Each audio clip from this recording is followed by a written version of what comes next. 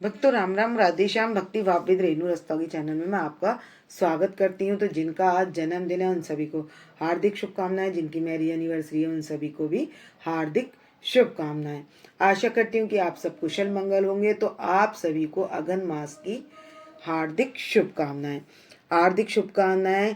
आपको बहुत बहुत आपको धन वैभव लक्ष्मी की संपदा भी प्राप्त हो, क्योंकि हमारी तुलसी मैया सब कुछ देने वाली है। मार्गशीर्ष में हमारी तुलसी मैया जो है वो महारानी के रूप में आई हैं, किस लड्डू गोपाल जी के साथ, शालिग्राम जी के साथ। तो आज की वीडियो रहने वाली है कि अगन मास में हम लड्डू गोपाल जी की सेवा कैसे करें। तो चलते हैं, शुरू करते हैं और दर्शन कराते हैं आपको। तो सबसे पहले हमने जयकारा लगा लिया और जयकारा लगाकर हरिदास कुंज बिहारी श्यामा प्यारी श्यामा की जय। और हमने अपने लड्डू गोपाल जी को, कान्हा जी को, सभी को उठा लिया है और सभी को हम करा देंगे आचमन। तो आचमन का मतलब होता है इनको कुल्ला कराना। तो हम 3 बार इनको आचमन करा देंगे सभी को।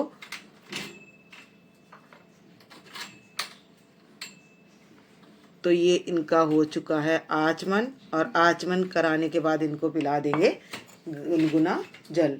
तो गुनगुने ही जल से हमने इनको आचमन कराया है और गुनगुने ही जल हम इनको पिलाएंगे। तो भक्तों ये जो जल है इसको तो हम अपने घर में, कोई भी घर के आपके मेंबर हैं वो पी सकते हैं। और ये मैं ले आई हूँ निवाया जल, तो ये मैं अपने लड्डू गोपाल जी को जल पिला दूंगी। और इसके बाद करेंगे हम इनकी इत्र से मसाज। तो भक्तों इत्र से मसाज आप सुबह के टाइम भी कर सकते हैं, और यदि आप सुबह नहीं कर पाते तो आप शाम को कर सकते हैं। तो भक्तों मैं करने वाली हूँ केसर के इत्र से मसाज।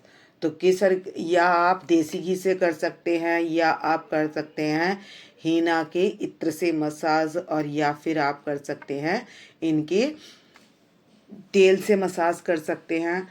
तो तेल में अजवाइन डालकर और उसको पकाकर भी आप गरम तेल से इनकी मालिश कर सकते हैं।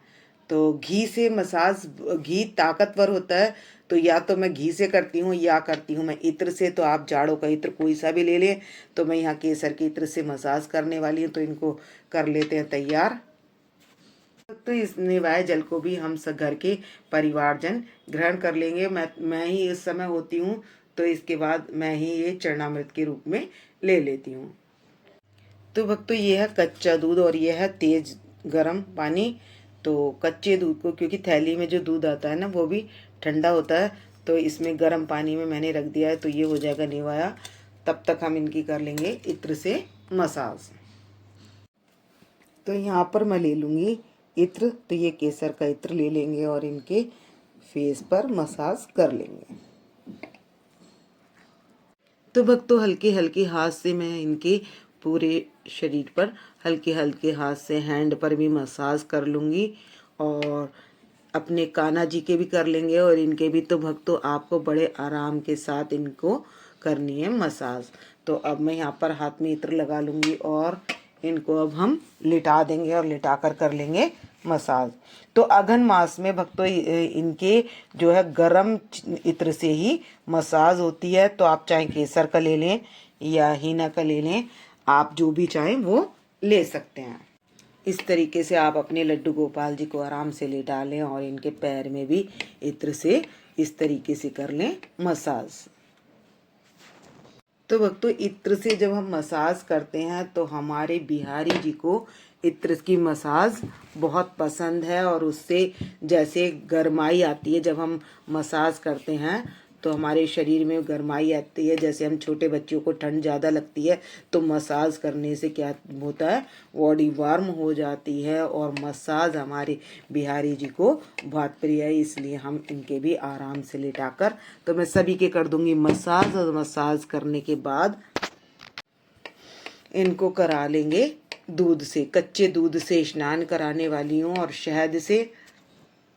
तो इनको टॉवल लपेट कर मैं अभी बिठा दूंगी, और इतने मैं करती हूँ गर्म पानी और इनको लाती हूँ। और अभी मुझे करनी है राधा रानी के भी इत्र से मसाज, क्योंकि वीडियो काफ़ी लंबी हो जाती है तो मैं सभी को नहीं दिखा रही हूँ। और इसको इनको कराएंगे अभिषेक।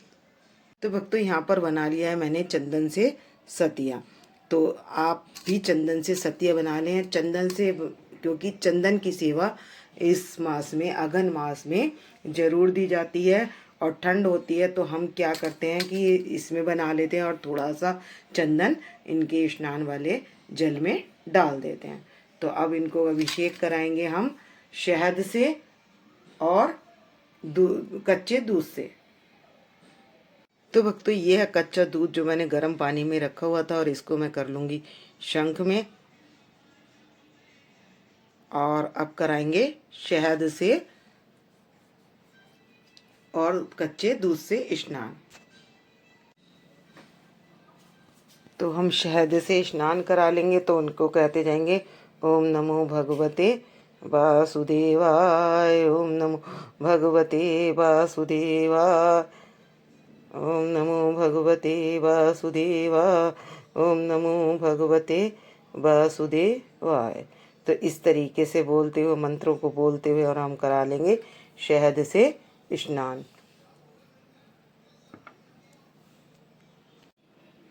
तो हम अपने छोटे लड्डू गोपाल जी को भी शहद से स्नान करा देंगे और शहद से हल्के हल्के हाथ से इनके मालिश कर देंगे। तो शहद से भी ना भक्तों जो कलर काला होता है हमारे लड्डू गोपाल जी का, तो वो भी साफ़ हो जाता है। तो आप चाहें तो गोपी चंदन में कपूर लगाकर साफ़ कर सकते हैं या फिर चंदन से भी कर सकते हैं। तो हल्के हल्के हाथों से मसाज कर देंगे अपने कान्हा जी के भी और लड्डू गोपाल जी के भी। तो सभी को मैं इसको 5-7 मिनट तक रब कर देती हूँ। तो मैं दूध से अभिषेक करा दूंगी हमने कान्हा जी का। ओम नमो भगवते वासुदेवाय, ओम नमो भगवते वासुदेवाय। तो हमने सभी का अभिषेक करा दिया है। और ये जो चंदन इनके लगा हुआ है शहद, तो मैं इसको भी हल्के हाथ से मसाज करके इनको स्नान करा दूंगी। और इसके बाद ले आऊँगी मैं गुनगुना जल। तो ये इस तरीके से हम जो शहद की चिपकन होगी ना वो भी साफ़ हो जाएगी। और देख सकते हैं कलर में कितना अंतर आ जाता है, हमारे बिहारी जी चमकने लगते हैं। जल के लोटे में डाल लिया गुलाब जल और केसर का इत्र, और डाल लेंगे हम इसमें थोड़ा सा चंदन, पीला चंदन। तो ये मैं इसमें सब मिलाकर और अब करा देंगे हम अपने लड्डू गोपाल जी को स्नान। तो मैंने ये जो लिया है ये मैंने निवाया जल लिया है। तो अगन मास में हमने इनको निवाया ही जल पिलाना है और दूध भी हमने गर्म ही पिलाना है। और अब इनको हम करा देंगे स्नान। ओम नमो भगवते वासुदेवाय, ओम नमो भगवते वासुदेवाय, ओम नमो भगवते वासुदेवाय। तो शहद से और इनको दूध से स्नान कराने से संपदा की वृद्धि होती है, लक्ष्मी की वृद्धि होती है। और हमारे विष्णु भगवान को इस तरीके से अभिषेक कराने से वैभव भी प्राप्त होता है। तो इसलिए हम अगन मास में इनको दूध का और शहद का अभिषेक कराया जाता है। तो सभी को अब हम अच्छे से स्नान करा लेंगे शुद्ध जल से। तो बोलते जाएंगे ओम नमो भगवते वासुदेवाय, ओम नमो भगवते वासुदेवाय। पहुंचकर हमने इन्हें टॉवल में लपेट कर बिठा दिया और सभी के कपड़े कर देंगे चेंज। तो हमने तैयार कर लिया है अपने कान्हा जी को, लड्डू गोपाल जी को, राधा रानी को, सभी को तैयार कर लिया है। तो हमने पहना लेनी है अगन मास में अपने लड्डू गोपाल जी को सभी को ड्रेस, वूलन ड्रेस। तो वूलन ड्रेस में आप अभी जो कि वेलवेट की ड्रेस पहना सकते हैं आप। और यदि आपके यहाँ कहीं ज़्यादा ठंड हो तो आप उनको मौसम के अनुसार क्या कर सकते हैं, ऊनी वस्त्र जो होते हैं वो आप इनको पहना सकते हैं। वूलन ड्रेस जो होती हैं लड्डू गोपाल जी की वो पहना सकते हैं। तो ऊन की बनी हुई ड्रेस ज़्यादा ठंड में आप इनको पहना सकते हैं। तो अब जैसे बच्चों को ठंड लगती है तो हमारे लड्डू गोपाल जी भी क्या है, बाल स्वरूप है, तो इनको भी ठंड लगती है। तो हमने अब अगन मास में जो है इनको हमने वूलन ड्रेस पहना लेनी है। तो अब सभी के पास मैंने पुष्प अर्पित कर दिए हैं। यदि आपके पास फूल माला हो तो आप अपने लड्डू गोपाल जी के पास फूल माला अर्पित कर दें। और मैंने इत्र की सेवा भी दे दी है और दर्पण भी लगा दिया है। तो अब मैंने देनी है चंदन की सेवा। अगन मास में चंदन की सेवा देने से शुभ कर्मों की प्राप्ति होती है। तो अब मैं लकड़ी की स्टिक से चंदन ना लगाकर हमने लगाना है तुलसी की लकड़ी से चंदन लगाना है। तो मैं अपने लड्डू गोपाल जी के चंदन लगा दूंगी। तो ये लगाना है येलो चंदन। तो आप भी अपने लड्डू गोपाल जी को इस तरीके से चंदन लगा दें। और सब जो भी हैं आपके राधा जुगल जोड़ी सरकार हो तो उनके भी, और राधा कृष्ण हो उनके भी, और यदि बांके बिहारी जो भी आपके यहाँ हो तो आप सभी के चंदन की तिलक जरूर लगाएं। और तुलसी की लकड़ी से लगाना बहुत शुभ होता है। तो तुलसी की पूजा इस मास में भी की जाती है। तो विष्णु भगवान को पीपल के जड़ सींचना, तुलसी का बिड़वा सींचना और बरगद का पेड़ सींचना और आंवले का पेड़ की पूजा करना बहुत फलदायी होता है। तो इसलिए हमने इन पौधों में भी इनका भी सिंचन करना है, जैसे कि हम अपने कार्तिक में करते हैं। और वैसे ही हमने आंवले का भोग लगाना है। तो इसी तरीके से हमने सेवा देनी है अपने लड्डू गोपाल जी को। और तुलसी मंजरी सहित चढ़ानी है अपने लड्डू गोपाल जी को। तो भक्तों, आपके पास यदि काली मंजरी वाले हो तभी आप तुलसी पत्र चढ़ाएं और हरी मंजरी वाला ना चढ़ाएं। तो इस तरीके से हो तो आप ऐसे भी चढ़ा सकते हैं। तो अपने विष्णु भगवान के पास ये मंजरी सहित आप तुलसी जी अर्पण कर दें और सभी के पास पत्र अर्पण कर देंगे। अपने विष्णु भगवान के पास एक तुलसी का गमला इस तरीके से भी रख लेंगे। तो मैंने ये तुलसी यहाँ महारानी को यहाँ पधार लिया है और सभी भोग में डाल दिया है मैंने तुलसी पत्र। तो मैं यहाँ ले आई हूँ पालक के, जैसे मेथी के परांठे, मेथी गरम होती है, पालक भी सही होता है खाने में, मतलब जाड़ों में। तो पालक के, मेथी के इस तरीके के परांठे ले आई हूँ और माखन के साथ, क्योंकि हमारे लाला को माखन बहुत पसंद है। तो अब और कर लूँगी मैं आरती। अब मैं भोग ले आई हूँ और ले आई हूँ पेड़े और दूध का भोग भक्त तो मैं लगा चुकी हूँ, क्योंकि देर हो जाती है थोड़ी तैयारी करने में। तो मैं सुबह सबसे पहले इनको स्नान कराने के बाद मैंने इनको दूध पिला दिया था और लड्डू वगैरह के साथ और ड्राई फ्रूट के साथ। और अब मैंने ये ड्राई फ्रूट रखे हुए हैं और भोग में रखा हुआ है परांठा। तो भक्त ये है दूसरी बार का, सुबह दूध देने के बाद मैं 9-10 बजे इनको नाश्ता कराती हूँ। तो उसमें परांठे वगैरह, मक्खन परांठा, दही परांठा, इस तरीके से मैं इनको भोग लगा देती हूँ। तो आप चाहें तो फल का भी भोग लगा सकते हैं और चाहें तो इस तरीके से भी भोग लगा सकते हैं। तो कर लेंगे आरती। तो भक्तों, भोग से पहले तो घंटी बजाई जाती है। तो जैसे हमने इत्र की सेवा दी तो उससे पहले भी हम घंटी बजा लेंगे और दर्पण की सेवा से भी पहले हम घंटी बजा लेंगे। तो जो भी कोई सेवा देंगे तो उससे पहले हम घंटी बजाने से हमें क्या होता है, लक्ष्मी जी की प्राप्ति होती है और सुख की प्राप्ति होती है। इसलिए हमने ये सेवा घंटी बजाकर देने वाली ये भी सेवा देनी है। और अब हम घंटी बजाकर कर लेंगे आरती। तो करेंगे अब हम बांके बिहारी की आरती कर सकते हैं आप, ओम जय जगदीश की भी कर सकते हैं। तो मैं करूँगी यहाँ पर बांके बिहारी जी की आरती। तो आरती तैयार है।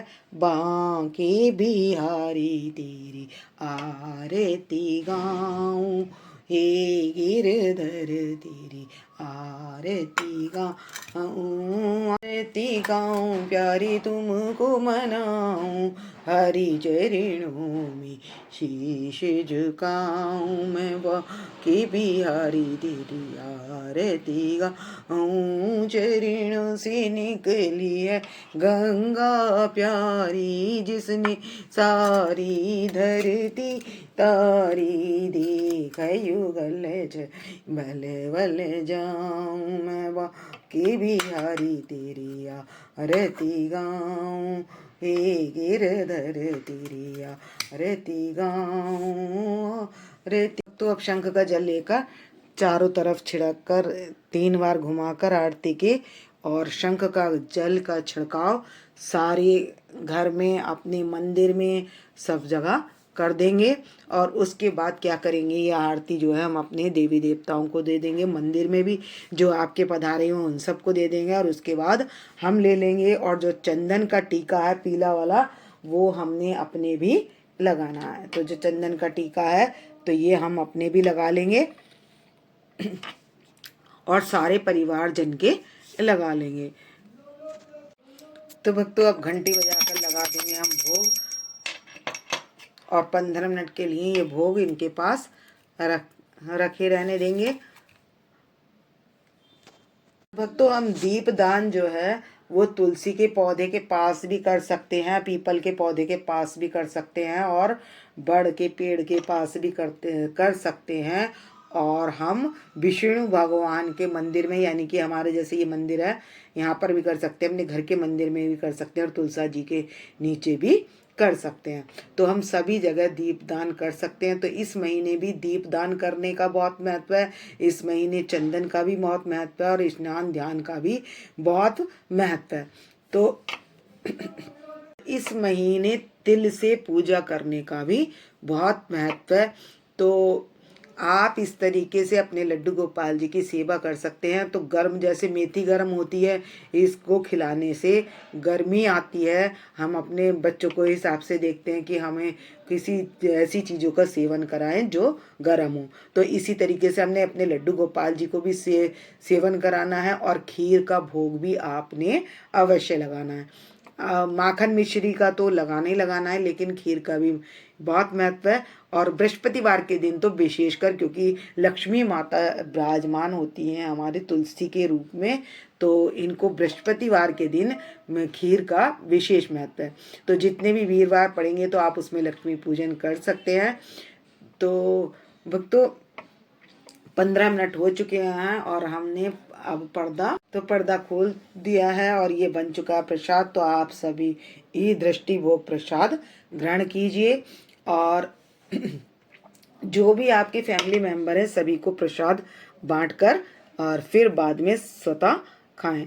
तो इस वीडियो का करती हूँ मैं यहीं पर एंड। यदि आपको मेरी वीडियो पसंद आए तो प्लीज़ लाइक करें, सब्सक्राइब करें, शेयर करना ना भूलें, और कमेंट्स करके अपनी हाजिरी लगा सकते हैं।